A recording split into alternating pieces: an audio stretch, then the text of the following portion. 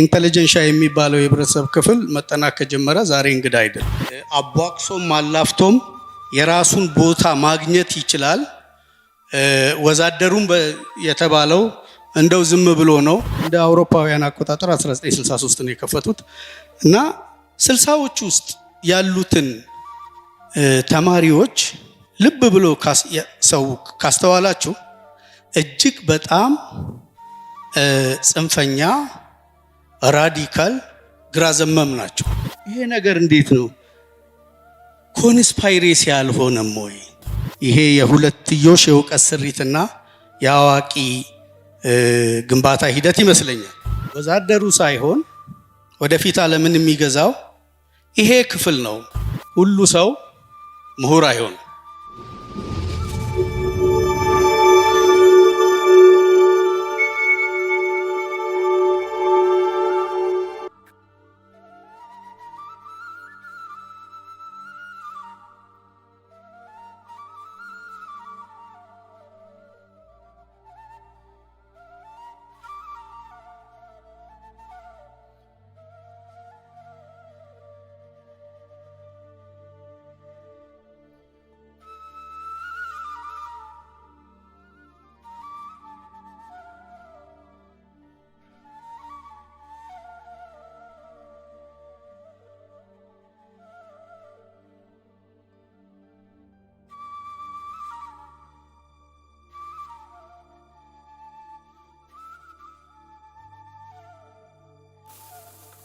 እንደምን ዋላችሁ። እንኳን ወደ ዋሊያ የሐሳብና የመጽሐፍት መድረክ በሰላም መጣችሁ። በማስታወቂያዎቻችን እንዳያችሁት ዛሬ ትልቅ እንግዳ አለን። ትልቅም ጉዳይ ይዘን የመጣ ነው። እንደተለመደው ርዕሳችን የዘመናዊት ኢትዮጵያ ዕውቀትና አዋቂዎች ተጻራሪ የእሳቤ ይዞታዎች በኢትዮጵያ የሚል ነው። አቅራቢያችን በታሪክ ጽሁፎቹ በታሪክ መጽሐፍት እሱ በእንተርሱ በሚላቸው እኛ በተለምዶ የህይወት ታሪክ ግለ ታሪክ በምንላቸው በእንተኔና በእንተርሱ በሚላቸው ጽሁፎች ላይ መጽሐፎች ላይ በሚያቀርባቸው አቃቂሮች በምናውቀው በታሪክ ትንታኔዎቹም በሬዲዮም በፌስቡክ ጽሁፎቹም የምናውቀው ዶክተር መሰለ ተሬቻ ነው። ዶክተር መሰለ ተሬቻ በቅዱስ ጳውሎስ ሆስፒታል ሚሊኒየም ሜዲካል ኮሌጅ የረዳት ፕሮፌሰር ነው። በሜዲካል ሂስትሪ እና አንትሮፖሎጂ ፒኤችዲውን የሰራው በዩኒቨርሲቲ ኦፍ ኦስሎ በሜዲካል ሂስትሪ ነው፣ የህክምና ታሪክ። የማስተርሱም እንዲሁ በአዲስ አበባ ዩኒቨርሲቲ ሶሺዮ ሜዲካል ሂስትሪ ነው። ለዛሬ የተዘጋጀንበትን ወይም ለውይይት ያዘጋጀነውን ርዕስ እንድንወያይ እንዲያመች የእሱ ጽሁፎች የሆኑትን አቃቂር በእንተርሱ ሐኪም ላምቤ የሚል የአባት ለልጅ የቅዱስ ጳውሎስ ሆስፒታል ሜዲካል ኮሌጅ የሜዲካል ወይም የህክምና ኮሌጅ ታሪክ፣ እንደገና ደግሞ ስራዊ ፈንጣጣ በኢትዮጵያ የሚሉ ጽሁፎቹን ለውይይት እንዲረዳ ቀድመን እንድናነብ ልኮልን ተጋርቶ ነበር በዋሊያ የቴሌግራም ገጽ ላይ። ይህንን አንብባችሁ እንደመጣችሁ ተስፋ አድርጋለሁ። ዶክተር መሰለ ዛሬ በዚህ መድረክ ላይ በተለይ የዘመናዊት ኢትዮጵያ ዕውቀትና አዋቂዎች በሚለው ርዕስ ከነዛም ጽሁፎች ጠቅለል ያለውን ጉዳይ አንስቶ የሚያቀርብልን ፕሬዘንቴሽን አለው። ዶክተር መሰለ ተሬቻን ወደ መድረክ ጋብዛለሁ። አመሰግናለሁ። የዘመናዊ ኢትዮጵያ ዕውቀትና አዋቂዎች ስሪት ሂደት ታሪክ ለምን አናደርገውም? ሙሉውን አንሸፍነውም፣ በጣም ሰፊ ነው። ነገር ግን አንድ ዶክተር ላምቤ ላይ ደግሞ ውይይት መክፈቱ ወይ ደግሞ ለፌስቡክ ጽሁፍ የቀረበን ጽሁፍ ማቅረቡ ብዙም አመቻ አይሆንም በሚል የኢትዮጵያ ዘመናዊ ዕውቀት እና አዋቂዎቹ ቮካብለሪ በጣም አስቸጋሪ ነው ሁል ጊዜ። እኔ በብዛት ያው ስጠቀመው የምኖረው እንግዲህ ክህሎት አደር፣ ተካኝ፣ ካህን ከሚለው ብትወስዱት መሬት በማረስ ወይ በንግድ ትርፍ ወይ ደግሞ በአገልግሎት አቅርቦት የማይተዳደር ትምህርት ቤት ገብቶ እውቀት ገብይቶ በዛ እውቀቱ በየዘርፉ ያለው ይሄ አሁን እኔ የምመደብበት መምህር ሊሆን ይችላል፣ ሙዚቀኛ ሊሆን ይችላል፣ ሌላም ይሄ የህብረተሰብ ክፍል በእንግሊዝኛ ትክክለኛ ፍቺው ኢንተለጀንሻ ነው። የማርክሲስት ኮሚኒስት ቃል ነው። ኢንተለጀንሻ ማለት ይሄ አሁን ያልኳችሁ የህብረተሰብ ክፍል ማለት ነው። እና ይሄ የህብረተሰብ ክፍል ለምን አይፈተሽም? ያለው እውቀቱን ያገኘበት መንገድ፣ ነገሮችን የሚረዳበት መንገድ ለምን አይፈተሽም በሚል እንደዚህ እንዲሆን አድርገናል። ቶፒኩ እንግዳ ነው ለብዙ ሰው።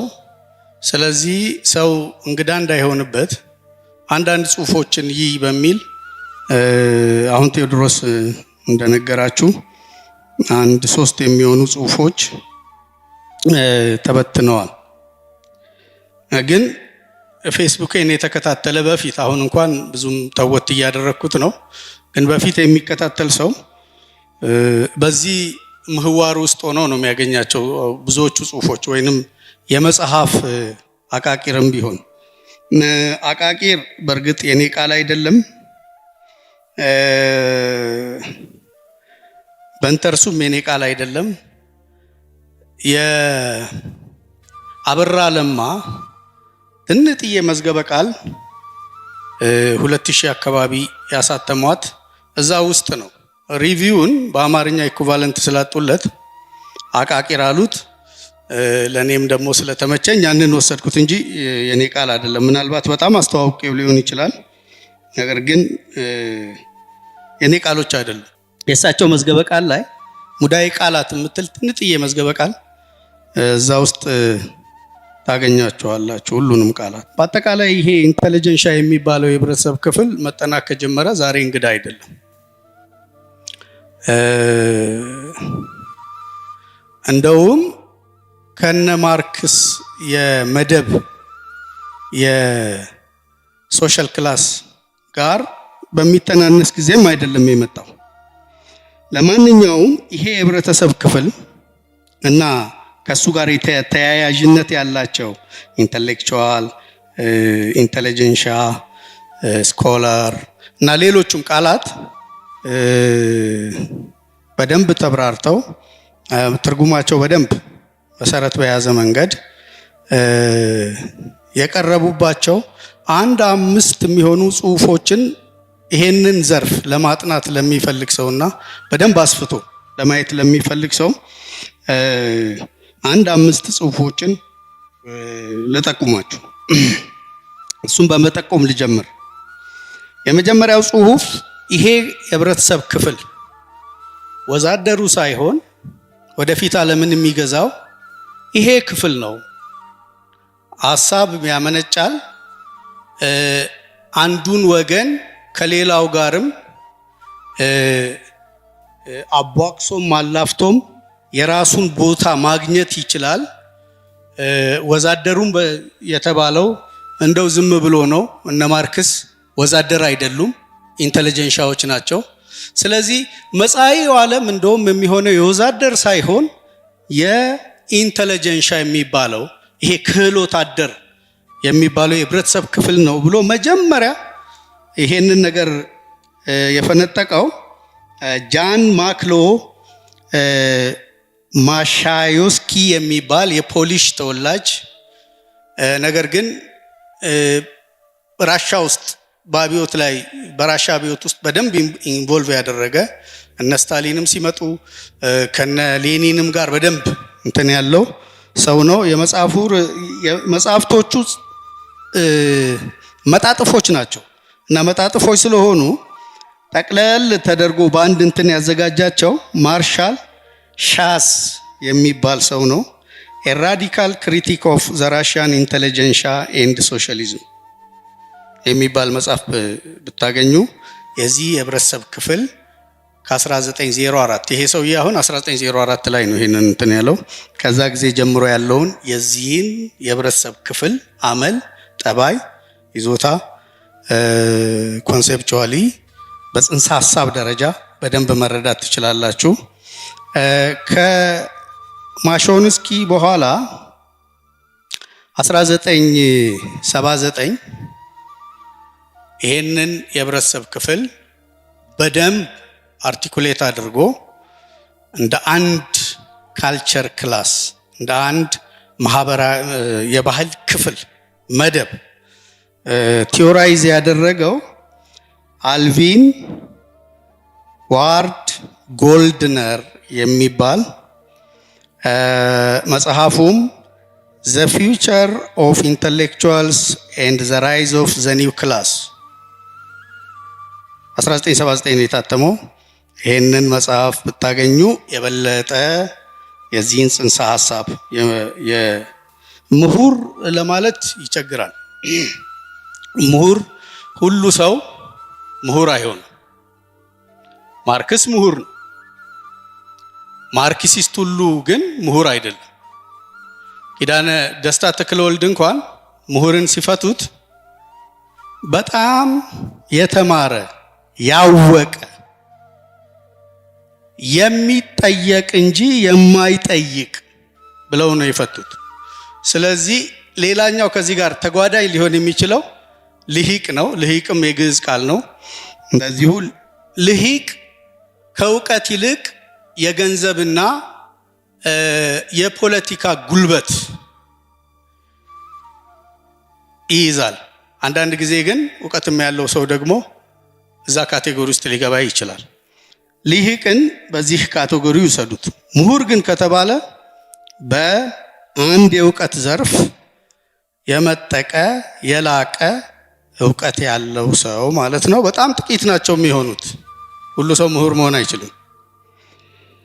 እንደ ህብረተሰብ መደብ ግን ማንኛውም ዩኒቨርሲቲ ገብቶ የተመረቀ በዚህ እንትን የሚተዳደር አንድ የፖለቲካ ጉልበት የሆነ የህብረተሰብ ክፍል ኢንተለጀንሻ ወይንም እኔ እንደምለው ተካኝ ወይንም ክህሎት አደር። ከዚህ በኋላ ከጎልድነር በኋላ የምታገኙት ይሄንን ዘርፍ በደንብ ያብራራ በጽንሰ ሐሳብ ደረጃ በልምድ በዳበረ ልምድ ያብራራው ፔሬ ቦርዱ የሚባለው የፈረንሳይ ማህበራዊ ምሁር ነው። ፔሬ ቦርዱ ብዙ መጽሐፍቶች አሉት፣ ግን በይበልጥ የሚታወቀው ዲስቲንክሽን ተብሎ በተተረጎመው መጽሐፉ ነው። A social critic of the judgment of taste የሚለውን መጽሐፍ ያየ ወይ ያነበበ ይሄንን ዘርፍ በደንብ ሊያውቀው ይችላል። ሁለተኛው መጽሐፉ ግን ቀጥታ ከዚህ የህብረተሰብ ክፍል ጋር የተገናኘው ሆሞ አካዳሚከስ የሚለው መጽሐፉ 1990 ነው የተተረጎመው። 1980ዎች ውስጥ ነው እነኚህን በሙሉ እንትን ያላቸው። ሆሞ አካዳሚከስ ግልጽ የዚህን የህብረተሰብ ክፍል ጠባይ፣ ይዞታ፣ ህላዌ ሁሉን ነገር ተንትኖ ያቀረበበት ነው።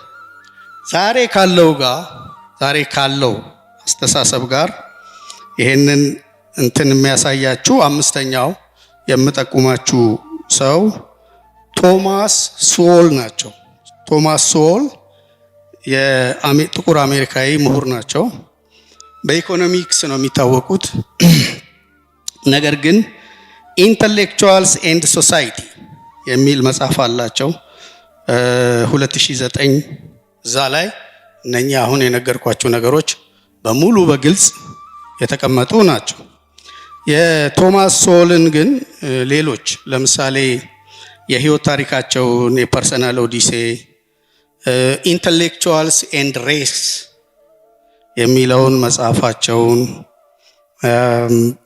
ብታዩ ብዙ ነገር ስለዚህ ክፍል ስለዚህ የህብረተሰብ መደብ ልታውቁ ትችላላችሁ ማለት ነው። በአጠቃላይ እኔ አይደለሁም ይሄንን ክፍል ማጠናው እየተጠና ያለ ነው። እኔ ምናልባት እነኚህን እንትኖች ስላየው የኢትዮጵያንም ደግሞ እውቀትና ክህሎት አደር የህብረተሰብ ክፍል ላጥና ልየው በተወሰነ ደረጃ ብዬ ስለተደፋፈርኩ ነው እንጂ ፍጹም እንግዳ ነገር አይደለም። በደንብ ይጠናል፣ የተለመደ ነው። እነኚህን አሁን የሰጠኋችሁን ደግሞ ሊትሬቸሮች ካያችሁ በደንብ ሀሳቡን ታገኙታላችሁ ብዬ አምናለሁ። እንዲህ ያለውን አዲስ ቶፒክ እንግዲህ የት ጋር ጀምሮ እንዴት ማቅረብ እንደሚቻል አላቅም።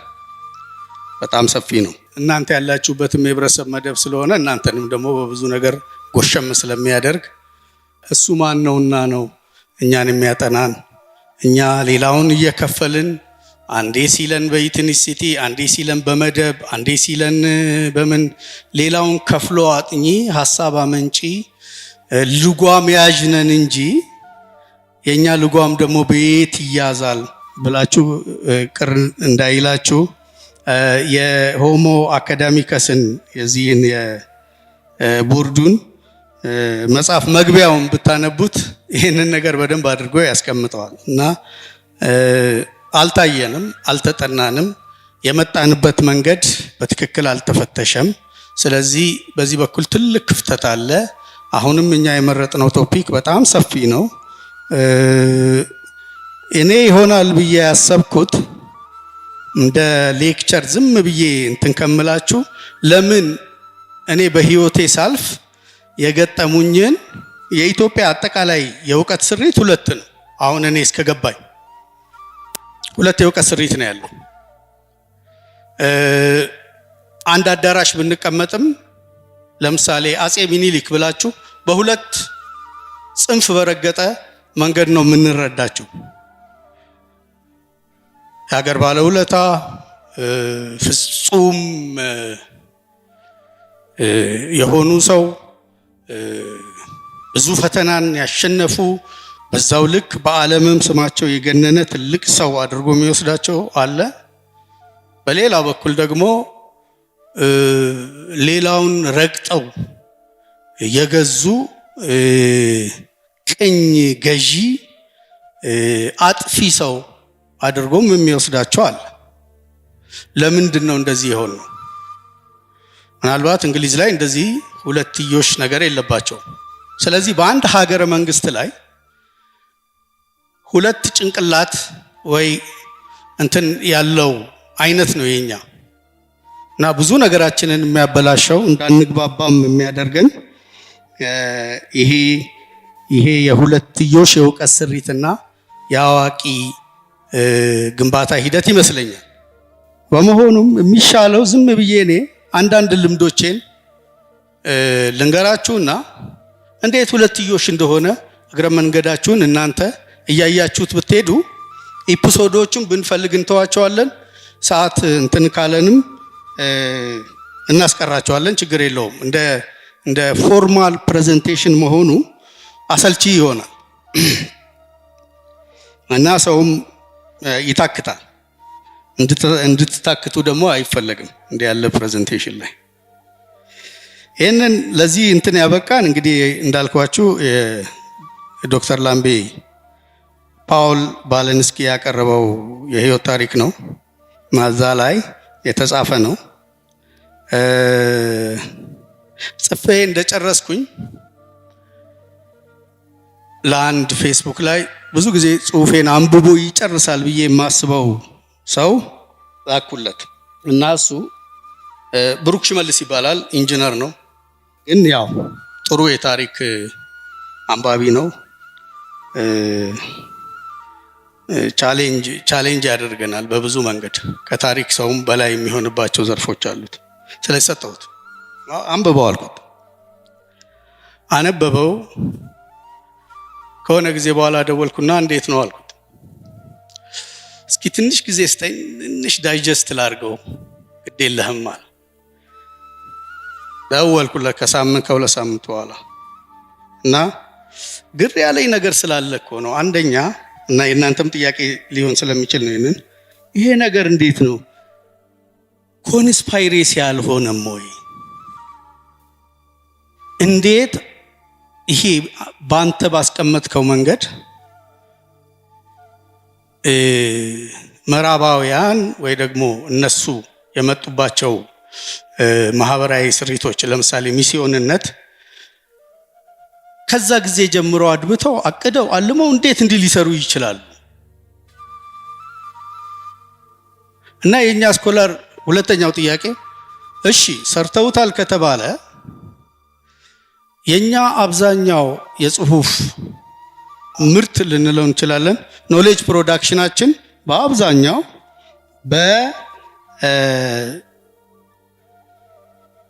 በምዕራባውያን የተጻፈ ነው። አታንብቡ እያልከን ነው ወይ? ምን እስከዛሬ ያነበብነውን ውድቅ አደረክብን። ማንበብ አለብን ወይ? ጠቅላላ በምዕራባውያን የተጻፈ ወይንም ከነሱ አመለካከት ጋር ግንኙነት ያለውን የመሰለንን እንተወው ወይ የሚል ጥያቄ ነው ያነሳልኝ። እኔ የመለስኩለት መልስ አይተውም፣ ስታነብ ግን እንደወረደልህ እንደመጣልህ አታንብብ። መጀመሪያ ጸሐፊው ማን እንደሆነ፣ ለምን ዓላማ እንደተጻፈ፣ ሰውየው ከጀርባ ያለው ፍላጎት ምን እንደሆነ በደንብ ጠንቅቀህ መርምረህ ነው የምታነበው። የእውቀት ባህልም የሚዳብረው በዚህ መንገድ ነው አልኩት። አልተግባባንም፣ ብዙ ተጨቃጨቅን። ግን በየጊዜው እየተደዋወልን ይሄንን አሁን ሴትል አድርገናል ከብሩክ ጋር። ችግር የለብንም። አሁን መጽሐፍ ሲያነብ በደንብ ያያል ማን እንደተጻፈው፣ ያ መጽሐፍ ለምን ፐርፐዝ እንደተጻፈ፣ በማን እንደተጻፈና ይሄንን በደንብ አበጥሩ ያውቃል። ሁለተኛው ኮንስፓይሬሲ ነው ወይ ሲለኝ ኮንስፓይሬሲን እንዴት ነው የምትረዳው አልኩት። ከአውድ ውጪ አሁን ግን ስናየው ሊመስል በሚችል መንገድ የቀረበ የሴራ ጽሁፍ አይነት። እንደዛ ከሆነ you are right፣ ይሄንን የሚመስል ነገር አለው፣ ነገር ግን ውሸት አይደለም። ፍጹም ልቦለዳዊ በልቦለድ መንገድ የተፈጠረ ኢንቬንሽን ጽሁፍ አይደለም አልኩት። እና እዛ ጋር የሰጠውህ ቢብሊዮግራፊዎች ወይንም ዋቢዎች እነሱን ተከትለ ሄደህ በደንብ አስፍተህ አጎልብተህ ልታየው ትችላለህ በሚል ወደ ኋላ ሄጄ አንዳንድ ይሄ ሁለትዮሽ የእውቀት ስሪት ኢትዮጵያ ውስጥ እንዴት እንደተፈጠረና የባለ ሁለት ጉራ አዋቂ ወይንም ክህሎት አደር የህብረተሰብ ክፍል እንዴት እንደመጣ በረጅም ጊዜ ስላስረዳሁት አይ ቲንክ ከብሩክ ጋር በዛ መንገድ ነው የፈታነው። ከእናንተም ጋር ዛሬ በዚህ መንገድ እንፈተዋለን። አንዳንድ አጋጣሚዎችን ገጠመኞችን ከመሃል ስነግራችሁ የበለጠ ግልጽ እየሆነላችሁ ይመጣል ብዬ አስባለሁ። ደግሞ ከዛ ደግሞ የተረፈ ጥያቄ ካላችሁ ታነሱና ተጠይቁኛላችሁ። ከብሩክ ቀጥሎ የደወለልኝ ጋሻ አህመድ ዘካሪያን እንዴ የኢትዮጵያን የእውቀት ምህዳር ለነባሩ የኢትዮጵያ ማህበራዊና ከምዕራባውያን ጋር በ20ኛው መቶ ክፍለ ዘመን በደንብ ስር እየያዘ ከመጣው ጋር ሰጥተህ እኛ ሙስሊሞችንስ ወዴት ልታደርገን ነው? የኛ ቦታ ብሎ ጋሻ አህመድ ቢያንስ 4 ሰዓት ለሚሆን ያክል ተጨቃጭቀናል በስልክ። እኔ አላየሁም ሶስተኛ ወገን የሚሆን የሳቤ ውል አላየሁም። ለምሳሌ አልኩና ፕሮፌሰር መሐመድ ሐሰንን የሆነ ወቅት ትንሽ ለዘብ ያሉ ጊዜ ከዚህ ከኢትዮጵያዊነት ጋር ከተያያዘው የእውቀት ጎራ ጋር ወይ ደግሞ እንትን ሆነው የሆነ ሰዓት ላይ ደግሞ በዛኛው ጽንፍ ሲሄዱ ነው ያየሁት። ለምሳሌ ዘ ኦሮሞ ኦፍ ኢትዮጵያ በኋላ ላይ ደግሞ ዘ ክርስቲያን ኪንግደም ፍሮም ዘ 30 ሴንቸሪ ምናምን ብለው የጻፉት መጽሐፍ ላይ። ስለዚህ ሁለት ጽንፍ ላይ ሲሄዱ አይቻለው። የራሳቸው ግን አቋም ምን እንደሆነ አላቅም። የራሳቸው የእውቀት እንትን ምን እንደሆነ አላቅም። ሌሎቹም ወጣቶቹም ምንድን ነው ለምሳሌ አፄ ሚኒሊክ እንዴት ነው የሚያዩዋቸው? እስኪ ያንን አስረዳኝ። ሌሎቹ ከሚያዩዋቸው ከሁለተኛ ወገን ካስቀመጥናቸው በተለየ በምን ያዩዋቸዋል? ለምሳሌ ብለን ልንግባባ አልቻልንም። እና ያላየሁትን ነገር ደግሞ ዝም ብዬ ፈርጅ ላውጣ አልችልም ተባብለን በዚህ ነው የተለያየ ነው። ይሄንን ጥያቄ አሁን እናንተም እንደማታነሱብኝ ተስፋ አድርጋለሁ። መልሱም የሚሆነው ይኸው ነው። ዝም ብለን ዞረን እሱን ስንመልሰው ብንኖር ዋጋ የለውም። ሁለተኛው ገጠመኝ በቀጥታ አዲስ አበባ ዩኒቨርሲቲ ጋር የተገናኘ ነው። እኔ ሁለተኛ ዓመት የዶክተራል ተማሪ ያለው አዲስ አበባ ዩኒቨርሲቲ ለአንድ የህግ ምሁር አሜሪካዊ የህግ ምሁር የህግ ትምህርት ቤትን ያቋቋሙ ጄምስ ፖል የሚባሉ ሰው 2009 ላይ በፈረንጆቹ ለሚባሉ ሰው ላይብረሪ ሰይሞላቸው ነበር። እኔ ደግሞ በዛ ሰዓት አንዳንድ መጽሐፍት ህግ ትምህርት ቤት ስለማገኝ እዛ አካባቢ ይውል ነበር እና ኢንሲደንቱም እንትኑም አፒር ሲያደርግ አይቻለሁ። ጄምስ ፖል ግን ማን ናቸው ብዬ ብዙም አልጠየቅኩም። ፕሮፌሰር እንድሪያስ ነበሩ የዩኒቨርሲቲ ፕሬዚደንት። በሳቸውም እውቅና ተሰጥቶት ነው የህግ ትምህርት ቤትን የከፈቱት ጄምስ ፖል ናቸው። የህግ ትምህርት ቤት ጄምስ ፖል እንደ አውሮፓውያን አቆጣጠር 1963 ነው የከፈቱት እና 60ዎቹ ውስጥ ያሉትን ተማሪዎች ልብ ብሎ ሰው ካስተዋላችሁ እጅግ በጣም ጽንፈኛ፣ ራዲካል፣ ግራ ዘመም ናቸው። አንዳንዶቹን አሁን ልጠቅስላችሁ እችላለሁ። ለምሳሌ አቶ ቡልቻ ደመቅሳ እዛ ህግ ትምህርት ቤት ነበሩ። አቶ ፋሲል ናሆም እዛ ህግ ትምህርት ቤት ነበሩ። አቶ አባቢያ አባጆቢር እዛው ነበሩ። አቶ ዘገየ አስፋው ህግ ትምህርት ተማሪ ናቸው። አቶ አየለ ዘውገ ግዝትና ግዞት መጽሐፍ ጸሐፊ ናቸው ይባላል። እዛው ትምህርት ቤት ነበሩ። አቶ ሚካኤል ገብረ ንጉስ በደርጉ ጊዜ በደርግ ውስጥ ያሉ ዋና ሰው ከደርጎች ውስጥ አንዱ የሆኑ እዛ ትምህርት ቤት ነበሩ። አቶ መኮንን አርያ እዛው ትምህርት ቤት ነበሩ። እኚህም በዛው በደርግ ጊዜ በኢሃፓው ሳይድ ናቸው። ፍስሐ ደስታም እዛው ጓድ ፍስሐ ደስታም እዛው የህግ ተማሪ ናቸው። በማታ ይሁን አቶ አለማንተ ገብረስላሴ አሁን በቅርቡ መጽሐፍ የጻፉ የህግ ተማሪ ናቸው። ግራ ዘመም ናቸው። አቶ ባሮ ቱምሳ እዛ ትምህርት ቤት ናቸው። እንዴት ነው ይሄ ሁሉ ነገር አንድ ትምህርት ቤት ላይ እነኚህ በኋላ ኃይለኛ የሆኑ ሰዎች? እኔ አሁን ደርግ ውስጥ ብንገባ እርግጠኛ ነኝ እነ ጓድ ብርሃኑ ባየን ጨምሮ እዛ ትምህርት ቤት ነው የሚሆኑት። ለምንድን ነው ይሄ የሆነው? ምንድን ነው ያለው እዛ ትምህርት ቤት ነው? ከነሱ ውጪ ከውጭ ሆነው እዛ ትምህርት ቤት ይመላለሱ እና ይሰሩ የነበሩ ለምሳሌ ዶክተር በረከት አብ ሀብተ ስላሴ የዛ ትምህርት ቤት ተማሪ ናቸው። አስተማሪም ሆነዋል፣ አድገውበታል። ዶክተራል ዲግሪያቸውንም ሰርተው ከመጡ በኋላም እዛው ስታፍ ሆነው ሰርተዋል። ከሳቸው እንደውም ከፍ ባለ 25 ዓመት በሚኒስትር ማዕረግ የውጭ ጉዳይና የጠቅላይ ሚኒስትር ቢሮ የሰሩ አቶ ስዩም ሀራጎት የህግ ሰው ናቸው። የዛ የህግ ትምህርት ቤት መጽሔት ላይ ያወጣሉ ጽሁፍ። እነኚህ ሰዎች ሁሉ ደግሞ የሚያመሳስላቸው ተሽቀዳድመው የሚጽፉት ስለ ህገ መንግስት ነው። ራሱ ጀምስ ፖል 2 ቮሊዩም መጽሐፍ የጻፈው በህገ መንግስት ላይ ነው። ከ1930 ጀምሮ ባለው የኢትዮጵያ ህገ መንግስት ላይ ነው።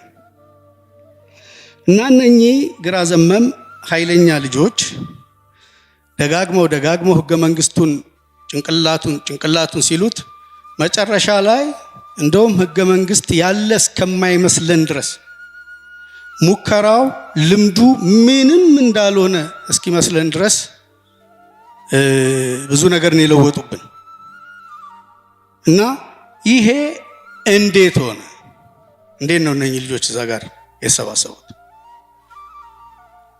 ለምሳሌ አቶ ዘገየ አስፋውን ብታዩ መጀመሪያ ሳይንስ ገቡ፣ ከሳይንስ ትምህርት ቤት ወጡ፣ እዛው አርት ውስጥ ገቡ፣ ከዛ ወጥተው ነው ህግ የገቡት። ሲወጡ ደግሞ እንደ ህግ እንትን አንዳንዶቹ የባንክም ገዢ የባንክም የህግ ጠበቃ ሆነዋል። ለምሳሌ መኮንን አራያ ግን ሲወጡ የተሰባሰቡበት ቤት ሁሉም ማለት በሚያስችል ሁኔታ የመሬት አስተዳደር ሚኒስቴር ነው። የመሬት አስተዳደር ሚኒስቴር በኋላ የመሬት ለውጡ ሌላው ብዙ ነገር የመጣበት ቤት ነው። ዩኒቨርሲቲ እንኳን ያልገቡት ሌሎቹም አሁን እዚህ ጋር ያልጠቀስኩላችሁ ለምሳሌ እነ ሰለሞን ዋዳ እዛ ሚኒስትር ጽህፈት ቤት ናቸው። እነ ዶክተር ገመቹ መገርሳ እዛ ሚኒስትር ጽህፈት ቤት ነበሩ። መሬት ደግሞ በኋላ ያመጣውን ነገር አይተናል። እንዴት ነው ይሄ የሆነው? አቶ ዘገየ አስፋው በቅርቡ አንድ የደቡብ አፍሪካ ሰው የህይወት ታሪካቸውን ስትጽፍ ኢንተርቪው አድርጋቸው ስትጽፍ አልደበቁም። አንድ ፈረንጅ ነግሮኝ ነው እኔ እዛ ሄጄ መሬት አስተዳደር የገባሁትና ይሄን ራዲካል የሆነ እንትን ያደረኩት ብለው እዛ ላይ ጠቆም አድርገዋል። እሺ በረከት ሀብተ ስላሴ እዛ ትምህርት ቤት ውስጥ ተማሪዎችን በግራ ዘመም እንትን ሲያደራጁ ተይዘው ከዩኒቨርሲቲ ተባረው በግዞት ሀረር ተልከዋል። ይሄ የህይወት ታሪካቸው እሳቸው ራሳቸው በጻፉት የህይወት ታሪክ ላይ አለ። ፕሬዝዳንቱ ካሳ ወልደ ማርያም ናቸው ያባረሯቸው የሚሰራውን ነገር ስላልወደዱ። 1940ዎች ውስጥ ገና ተማሪ እያለ የኢኤልኤፍ ወይ የቲፒኤልኤፍ ንቅናቄ ጀምሮ አካለ ወርቅ የትምህርት ሚኒስትሩ ትምህርቱን አቋርጠውበት መልሰውትም ነበር። ግን በልዩ ልዩ መንገድ ተመልሶ ትምህርቱን ጨርሶ መጥቶ የአገር ግዛት ሚኒስትር ምክትል ሚኒስትር ሆኖ የሀገሪቱ የበላይ የህግ እንትን ዋና ተሿሚ ሆኖ ከዚህ ካባረሩት በኋላ ሃዋርድ ዩኒቨርሲቲ ሄዶ እዛ እየሰራ ቆይቶ ወደ ኋላ የኃይለ ሥላሴ ስርዓት ማብቂያ አካባቢ ተመልሶ መጥቶ የኃይለ ሥላሴ ባለስልጣናት 60 ባለስልጣናት የገምጋሚ ኮሚሽን አባል ነበር ከነባሮ ቱምሳ ጋር። ባሮ ቱምሳም ናቸው። እንዴት ነው ይሄ የሆነው? በረከት ሀብተ ስላሴ ከእንትናም ጋር ዝምድና አለው። ከዝምድና ወይ ወዳጅነት ከጀነራል አማን አንዱም ጋር የጠበቀ እንትን ያለው ነው። እና አማን የተገደሉለት ሌሊት ከአዲስ አበባ አመልጦ ወጥቶ ሻቢያን ኤርትራ በረሃ ቆላ ወርዶ ተቀላቀለ። ከዛው በኋላ በፊት ለፊት ተቃዋሚ ሆነ ማለት ነው። እንግዲህ የበረከት ሀብተ ስላሴ ታሪክ ነው። ጀምስ ፖልስ ምንድነው የሆኑት? የዩኒቨርሲቲው ምክትል ፕሬዝዳንት ሆኑ። ማት ሉሲያን ናቸው ዋናው ፕሬዝዳንት እንደተቋቋመ።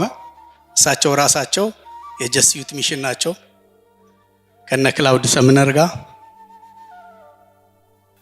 ጀምስ ፖል ለመጨረሻ ጊዜ የታዩት ሌላውን ታሪካቸውን ልተውና ዘሄግ ላይ የኢትዮጵያና የኤርትራ የድንበር የመሃል ዳኛ ሆነው ነው። ውጤቱ ደግሞ ክሊር ነው። እንዴት ነው ይሄ ነገር? ኮኢንሲደንስ ነው? በአጋጣሚ አፕን ያደረገ ነው? እንደው ራንደምሊ ነው ይሄ ሁሉ ነገር እዛ ትምህርት ቤት ላይ የሆነው? እና ለዚህ ነው ብሩክን እንግዲህ ኮንስፓይሬሲ ካልክ ተረዳው መንገድ አለ ማለት ነው ቀድሞውኑ። ሌላው አጋጣሚ ሶስተኛው ገጠመኜ እዛው የፒኤችዲ ተማሪ ሁለተኛ ወይ ሶስተኛ ዓመት እያለው አዲስ አበባ ዩኒቨርሲቲ ኢንስቲትዩት ኦፍ ኢትዮጵያን ስታዲስ የኢትዮጵያ አልማናክ ወይንም መዝገበ ክዋኔ ወይንም ኢንሳይክሎፒዲያ ኢትዮፒካ በሃምቡርግ ዩኒቨርሲቲ ምሁራን ተጽፎ የመጀመሪያዎቹ 2 ቮሊዩሞች ታትመው እንጠቀማቸው ነበር ላይብረሪ በፈረቃ 2 ኮፒ ብቻ ስለነበረ በፈረቃ እና ትሄዳለህ ያኛው እስኪጨርስ ወንበር ላይ ቁልጭ እያልክ እየተያየ እና ለብዙ ነገር አጭር መልስ ፈጣን የሆነ ሪፈረንስ የሚሰጥ ኢንሳይክሎፒዲያ ነው። የግለሰቦች እንትን አለበት፣ የተቋማት አጭር ታሪክ አለበት፣ የሃይማኖቶች የሃይማኖት መሪዎች ምንም የቀረ ነገር የለም እንደ ማንኛውም ኢንሳይክሎፒዲያ። እና በመሃል እኔ ከአዲስ አበባ ዩኒቨርሲቲ እንትንልና ኦስሎ ዩኒቨርሲቲ ያለው ለምን በተለይ ዲዘርቴሽን መጽሐፍ ሲጀምር ኢንሳይክሎፒዲያ እኮ ያስፈልገኛል፣ እዚህ አሁን ማስገዛት የምችላለሁ፣ ሀገሩም ሀብታም ነው አይከለክሉኝም መቼም ብዬ ሄድኩ እና ኢንሳይክሎፒዲያ እንትን ለሱፐርቫይዘርህ ነው የነገርኩት እና እባክህን ይሄንን ነገር ፈልገዋለሁ፣ ለኩክ ሪፈረንስ እጠቀምበታለሁ፣ እንዴት ነው የማደርገው አልኩት። ችግር የለውም እንዴ ታዲያ ምን ስንት ነው? ሴቱ ነው የሚሸጠው፣ ያኔ የመጨረሻውን ሞቷል 2014 ላይ። ሴቱ ደግሞ 5 ቮሊዩም ነው 370 ዩሮ አልኩት። ብዙ ነው። አሁን እኮ ሃርድ ኮፒ ለመንቀሳቀስ የማይመችም፣ አንተም ሃርድ ኮፒ ብዙ እሱ ላይ እንትን ባትል ለመግዛትም ይሄ አስቸጋሪ ነው ለጊዜው፣ በቃ ግድ የለህም ወይ ሌላ ጊዜ በጀት ስናገኝ ምናምን አለ። እሺ አልኩኝ። ላይብረሪው ጋር ሄጄ በላይብረሪውም ላስገዛ ሞከርኩ፣ ግን ኢንሳይክሎፒዲያ ከተገዛ ከላይብረሪ መውጣት አይችልም። ተውሼው ቤቴ ሄጄ እንደ ልቤ ልጠቀምበት አልችልም። እኔ ደግሞ ማጠናው እንትን የግድ እያንዳንዱን ቴክኒካል እንትን ማጥራት አለብኝ። በኋላ አየሁ ወዲያ ያልኩ ተንቆራጠጥኩ ምናምንና ጨክኜ 370ውን በቃ ዩሮ አውጥቼ እገዛለሁ ብዬ ገዛው። ኦንላይን ነው፣ ምንም የሚከብድ ነገር የለውም፣ ደስ እያለ ነው የምታዘው። አዘዝኩ። ኑሮዬ ምን እንደሚሆን የኮታ ተማሪ ነኝ። ኑሮ በጣም 370 ደግሞ ዩሮ በተማሪ አይታሰብም። እና አንድ ቀን እንደው ረስቼዋለሁ ማዘዜንም። ፖስታ ተቀምጦ አየሁ። እንትን ነው ታሽጓል፣ በወግ በማዕረግ ነው፣ እናና ወሰድ እዚህ ቦታ ይላል። ከኤልያስ ወንድሙም አንዳንድ መጽሐፍቶች ገዝቼ ነበር፣ እነሱም አንድ ላይ ነው የደረሱት እና 1 4 5 መጽሐፍ የሚሆኑ እና ተሸክሜው ስገባ ሲሄድ ራሱ በቃ አጋዥ ሁሉ አስፈልጎኝ ነበር። መንገድ ላይ እዛ ሁሌ ሰለሞን የሚባል ልጅ አለ እና እንዴ ምንድነው ይሄ መጽሐፍ ሳልግ ወጣ እንዴ ያለኝ። ሳልግ ማለት በኖርዌይ ልብስ የኛ ቢጤ ሁሉ ጊዜ ከሱፐር ከማርኬት ላይ መግዛት አንችልም፣ ሱፐር ኤክስፔንሲቭ ነው። ሲዝን ሲለወጥ ግን ሴል ይወጣል። ሴል ማለት ነው በሳልግ ማለት። የመጽሐፍ ሳልግ ወጥቶ ነው እንዴ ያለኝ። አይደለም ሳልግ አይደለም። እና ይዤው ገባው፣ አየሁት፣ አገላበጥኩት። ፋንታስቲክ። ደግሞ እነሱ ሲያሳትሙ ወግ ሰጥተውት ማዕረግ ሰጥተውት ነው። ያው ዝም ብሎ ሲነበብም በደንብ ደስ ብሎ እንዲነበብ አድርገው የወረቀቱ ጥራት አጠራረዙም ሌላው። ከዛ እንግዲህ ልብም አላልኩትም ወደ ስራው በደንብ እየገባው ሲሄድ ነው ያው ማገኘው እና ፐብም አለችን አንዳንድ ቀን እየሄድን አርብ ብርጭቋችንም ጨበጥ አድርገንም ያው እንደምታውቁት የኢትዮጵያ ሰው ከተገናኘ የሚከራከረው ስለ ታሪክ ነው። የበረደባቸው ሚኒሊክ አይጠፉ እና እኔ ደግሞ ያለሁበት ጊዜ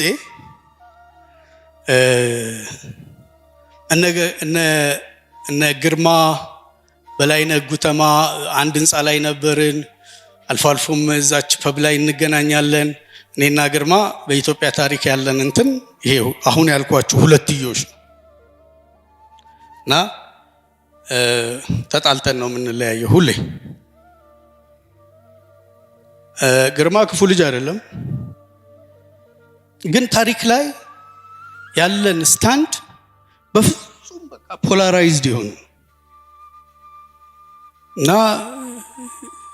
እኔ ቅዱስ የምለውን እሱ አብትቶ ሰይጣን ጋር ይከተዋል። እኔ የሆነ ነገር የምለውን እሱ እና አንዳንዴ ስንጨቃጨቅ ልሃችን እንትናችን ዛፐብ የሚጠቀሙት ሌሎች የሌላ ሀገር ሰዎች ምናምን አረ ተጫረሱ እነኚህ ሰዎች አረ ተደባደቡ እያሉ ነው ማየው። አያውቁም እንደዚህ እነሱ በታሪክ አይከራከሩም፣ ሰምተውም አያውቁም። እኛ ነን እና አንዳንድ የምንከራከርባቸውን ነጥቦች እየገባሁ የሳይኮሎፒዲያውን ገለጥ አድርጌ ሳየው ከግርማ ሀሳብ ጋር አላይን ያደርጋል። እኔ የታሪክ መምህር ነበርኩ፣ ብዙዎቹን ሊትሬቸሮች ፈትሻለሁ። እንዴት ነው ከግርማ ሀሳብ ጋር እንዴት ነው? እና በኋላ እንደውም አንድ ቀን በጣም ተጣላን። ከዚህ 11ኛ ፎቅ ላይ አሽቀንጥሬ ወርውሬ የዜና ግባት ነው ማደርጋለኝ። ግርማ በጣም ተበሳጨብኝ እና እኔ ጥሩ ምላቸው ምርጥ አድርጌ ማቀርባቸውን የታሪክ ጸሐፊዎች እሱ ደብተራ ነው የሚላቸው። ዱቄት ደብተራ ደግሞ ይላል። ለምሳሌ አጽመ ጊዮርጊስ ደብተራ አይደሉም። አጽመ ጊዮርጊስ እንደውም እኮ በሃይማኖታቸው ከሄድክ ካቶሊክ ናቸው። ሃይማኖታቸውን ቀየሩ ሰው ናቸው። አለቃ ታዬም ሰው እንትን ይላል ደብተራ ይላል እንጂ ደብተራ ዘነብም ቢሆኑ ደብተራ ተባሉ እንጂ እኮ ሃይማኖት የቀየሩ ሰው ናቸው። እንዴት ነው ነገሩ? ዊዝስታ እንዳያደርገኝ አይሰማኝም። ታሪኩም ላይ አንዳንዱን ነገር ቶታል ሚስ አንደርስታንዲንግ ነው። ለምሳሌ አለቃ ታዬ የኢትዮጵያ ሕዝብን ታሪክ ሲጽፉ የቅማንት ማህበረሰብ ህብረተሰቡ ከምን መጣ ብሎ ትውፊት አለው ብለው ነው እንጂ ከዚህ ነው የመጣው ብሎ በራሳቸው ጀጅ አድርገው የጻፉት አይደለም። ሁሉም ጽሑፍ ላይ እንደዛ ነው። እንደውም ይሄ የማይመስል ተረት ነው እንዲህ ብለው ይላሉ፣ ግን ይሄ የማይመስል ተረት ነው እያሉ ነው የሚጽፉት። እና ግን የግድ እንትን ማለትም ስላለበት እንኳሰሳል ታሪኩም። ብዙ ጊዜ ደግሞ ኑሮውም ይሄ በረዶውም እንትኑም ምኑም ሆስታይል ነው የሚያደርገን። በቃ እንጨቃጨቃለን፣ እንጣላለን፣ እንኮራረፋለን ሁሉም። ግን ይሄን ኢንሳይክሎፒዲያ ገብቼ ሳየው አንድ ቀስ እያልኩ አሁን በትኩረት ማየት ጀመርኩ እያንዳንዱን። የመጀመሪያው መድሎ የሚጀምረው ኢንትሪው ላይ ነው። ከነባሩ የኢትዮጵያ እንትን የሚመጣው ብዙ ኢንፋሲስ አይሰጡም ወይ አያካትቱትም። ባሮ ቱምሳን ያስገቡና መንግስቱ ኃይለ ማርያምን አያስገቡትም። ፍስሐ ደስታን አያስገቡትም። ወይንም ሌላው እና ባያዝድ ነው። አንዱ የኢንትሪ ባያዝ ነው። ሁለተኛው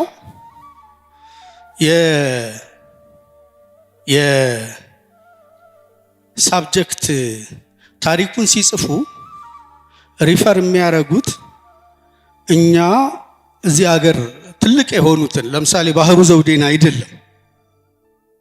ለባህሩ ዘውዴ ደግሞ ወሳኝ ቶፒኮችንም ለሀገር ሰው አልሰጡም። ኦሮምኛን፣ ኦሮሞን፣ ገዳን፣ አማራ፣ አማርኛ፣ ግዕዝ፣ ኦርቶዶክስ፣ ገድል የኢትዮጵያ ሰው አንድ አልተሳተም። ራሳቸው ናቸው።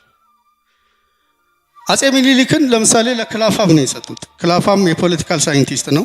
ባህሩ ዘውዴ እዛው እንግሊዝ የተማረ የታሪክ ሰው ነው። ለምን ለባህሩ አልሰጡትም? ክላፋም ደግሞ ቴክኒካሊ የባህሩን ስራ ወደ ጎን አድርጎ ስሙንም ሳይጠራ እነ ማርጋሪ ፐርሃምን ወይ ሌሎቹን እሱ የሚፈልጋቸውን ጠቅሶ ነው ያዘጋጀው። ስለዚህ ታሪኩ ምን ሊሆን እንደሚችል you can understand። በሌላ አነጋገር የእውቀት ልጓማችን ስለ ሚኒሊክም ይሁን ስለማንም ማሰብ የሚገባንን ማወቅ የሚገባንን ልጓሙን ይዘውታል። እኔና ግርማ ፐብ ላይ እንጣላለን። ሁለታችንም ግን የዚህ የካልቸር ትሩፋት ባለቤት አይደለንም። ገዳን ቢሰጧቸው ሊጽፉ የሚችሉ ብዙ የኦሮሞ ምሁራን አሉ። አልሰጡም። ራሳቸው ናቸው። ባክስተር ነው የጻፈው። አጼ ኃይለ ሥላሴን ክላፋም ነው የጻፈው። እነ መንግስቱ ነዋይ ሌሎቹንም በታሪክ ውስጥ ኢምፖርታንት የምንላቸውን ኢቨንቶችና ግለሰቦች አልሰጡም። ከሁለትዮሽም አልፎ ሁለታችንም አንደኛ አርቲክሉን ብትጽፍ ፕሮፌሰር ትሆንበታል። ያ አርቲክል ሲጻፍ ክፍያም ካለው ጥቅም ታገኝበታል። የባህል የመጨረሻው ግቡ ወደ ገንዘብ ሲመነዘር ያንን ወደ ገንዘብ መንዝሮ ተጠቃሚ መሆን ነው። እዛ ላይ ሲደርስ ሁለታችንም ማተናል። ግዕዝንም ወስደውታል። ኢትዮጵያ ሰው አልጻፈም። የሚጻፈውን ኮንቴንት ደግሞ ይዘውታል። እንዴት ነው አንድ ማህበረሰብ ሙሉ እውቀቱን ልጓሙን ሌላ ቦታ ሲይዞ ፈረሱ እዚህ እንዲጋልብ የሚደረገው? እንዴት ነው ይሄ ነገር? እና ለምንድን ነው ሞኝስ የሆነው? በዚህ ይሄ ፖላራይዝድ የሆነው ነገር ለምን በዚህን ያህል መጠን እንድንበለጥ አደረገን? እና እንደዛ ተሰልፌ እንደው ስንት እንትን ብዬ ጠብቄ እንዳላነበብኩት ገልጬ ማየትም በጣም ባያዝድ ነው ብዬ ደመደሙ። እና መጨረሻ ምን አደረኩት? ያንን ኢንሳይክሎፒዲያ እዚህ አመጣውና ለሆነ ሰው በስጦታ ሰጠሁት። እኔ ከራሴ ማራቄ ነው። ግን እውቀት እንዲያርቀው ደግሞ አይርቅም። ለሚቀጥለው 100 ዓመት ወይም 50 ዓመት ይሄ ኢንሳይክሎፒዲያ ሪፈረንስ ነው በዓለም ዙሪያ። ስለዚህ ስለ ኢትዮጵያውያን ማንኛውንም ነገር ኩዊክሊ ገበርን የሚያደርገው ያ ኢንሳይክሎፒዲያ ይሆናል ማለት ነው። እንዲህ ብላችሁ ጻፉልንም አይባልም። መባል ያለበት ምንድን ነው? ኢንስቲትዩት ኦፍ ኢትዮጵያን ስተዲስ ለምን የራሱን መዝገበ ክዋኔ አያዘጋጅም ነው። እኛ ደግሞ ስነ ምግባሩ የለንም፣ እውቀቱ የለንም፣ በሰዓት አናደርስም። ስንጽፍም ኬርልስሊ ነው። ያን የማድረግ እድላችን ገንዘቡም የለንም፣ ተግባብተንም አንቀመጥም።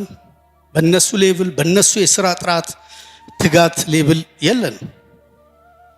እና ምንድነው የሚሆነው? አይ ዶንት ኖ።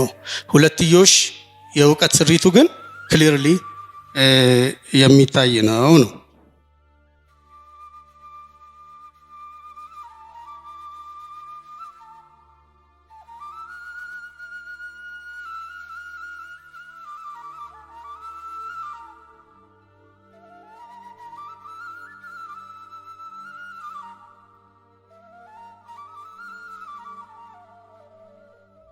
Yeah.